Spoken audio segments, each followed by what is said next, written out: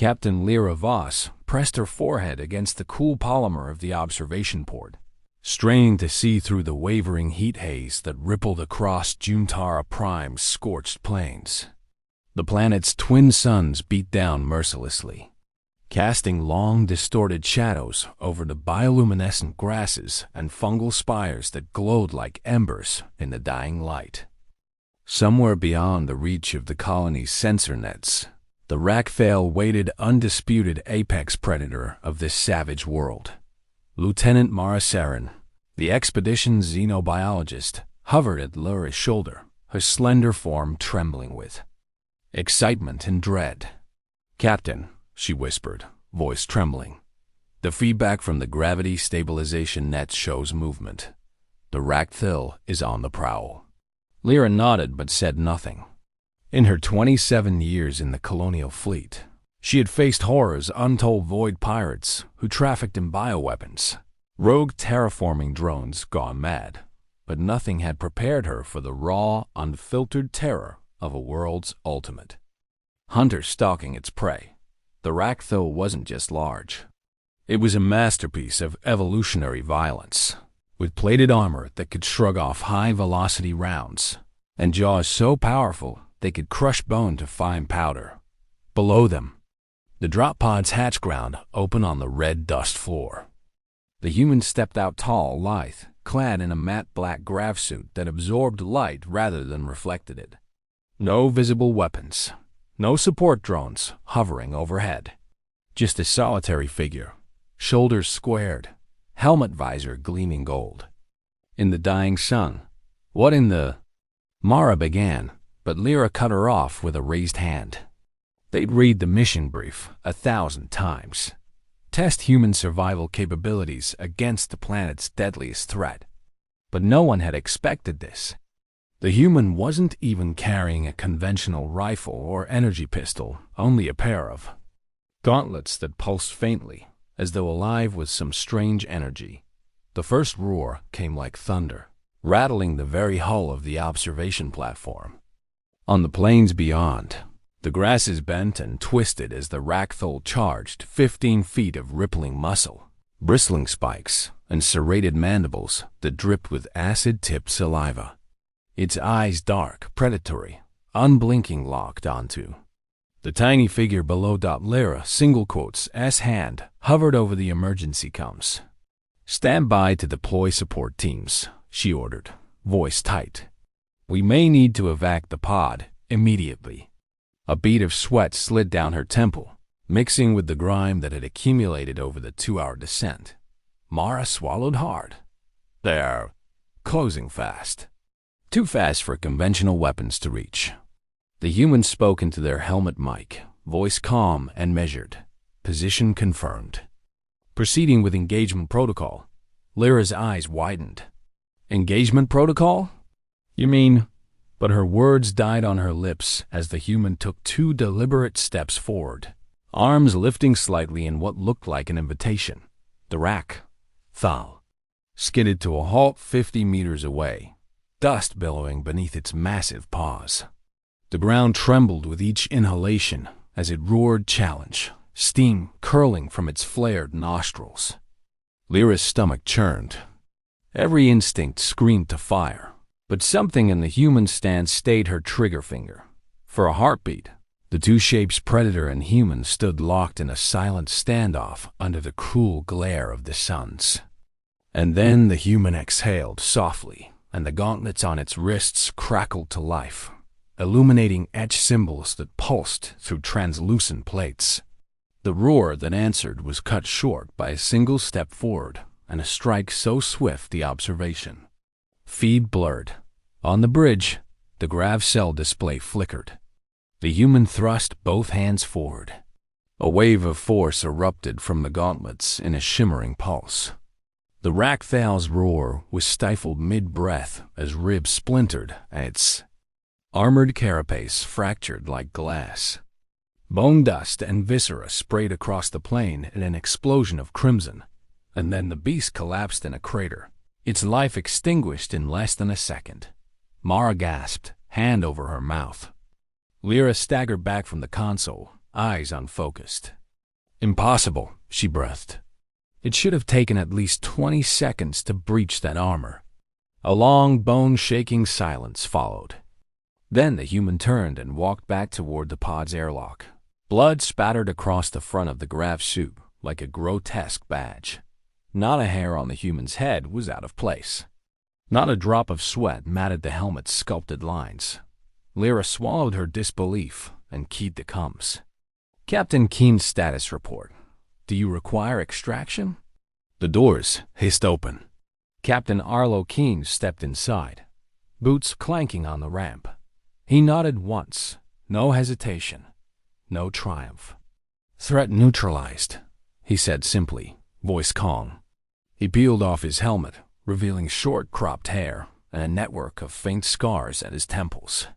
His green eyes were steely with purpose. Lyra stared at him. "Captain Keen, what the hell are you?" Keen met her gaze evenly. "Human," he replied. "Evolved." And as he sealed the hatch behind him, Lyra realized that the true hunt on Juntar Prime had only just begun. A low hum thrummed through the observation platform as Captain Lyra Voss keyed the feed to higher resolution. Below, the plains of Juntara Prime stretched out in brutal clarity, each blade of bioluminescent grass a pale green streak beneath. The twin suns glare.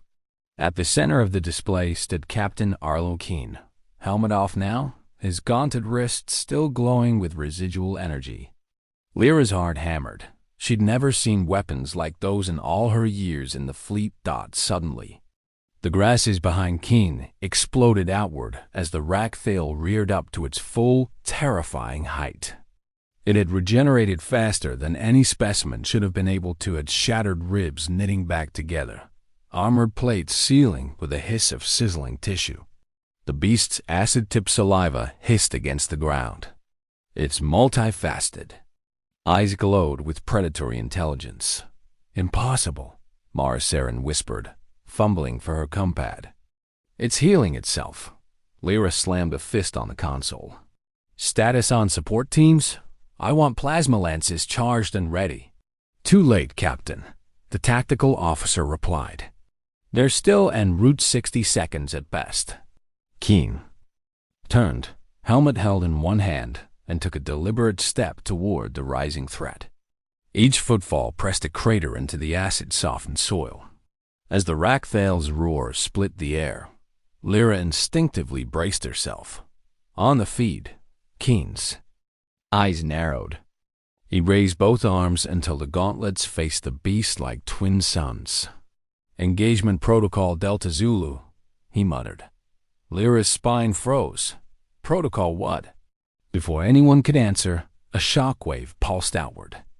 The grasses bent away, as a dome of translucent energy blossomed from Keen's gauntlets, engulfing the Rakthole in a blinding flash.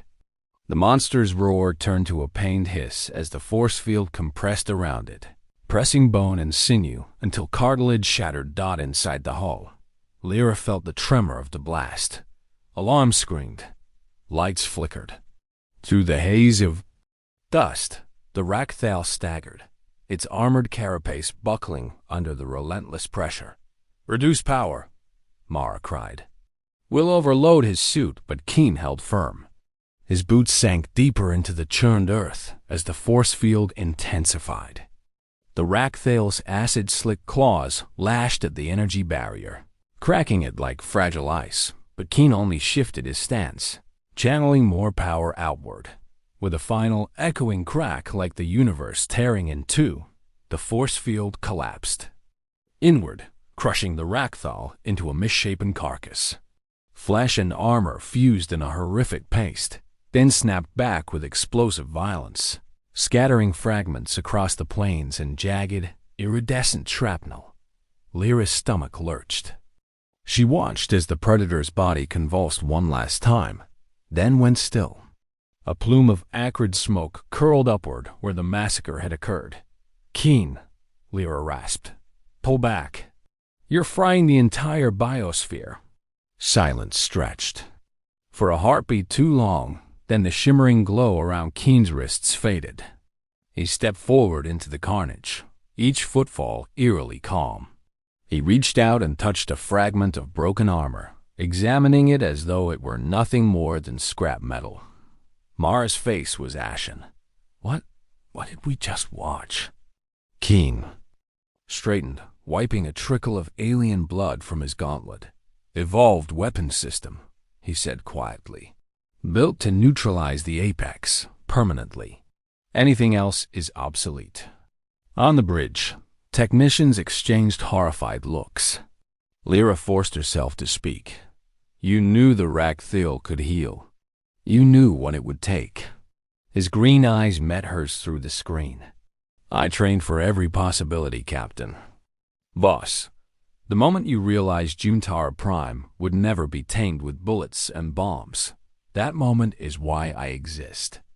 Thunder rumbled in the distance as the twin suns dipped below the horizon, igniting the sky in crimson and violet. In that moment, Lyra Voss understood the true price of survival on this world.